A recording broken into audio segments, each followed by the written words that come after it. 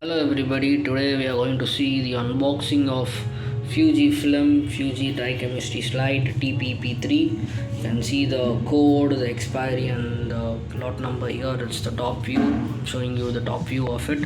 This is the front view of it.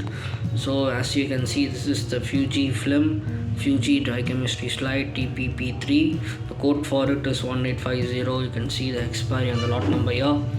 You can see the pack size and you can see it is made in Japan. It's an IVDC certified product and it needs to be stored between a temperature of 2 to 8 degrees Celsius. You can find these details here. At the bottom there is a barcode scanner, and at the front side you can see the manufacturing address, Fujifilm Corporations, made in Tokyo, Japan. There's this QR code.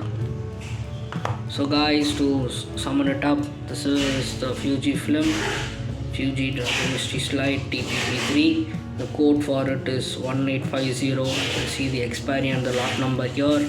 At the bottom you can find the 24 pack size made in Japan. At the top right corner you see the IVD and the C certificate.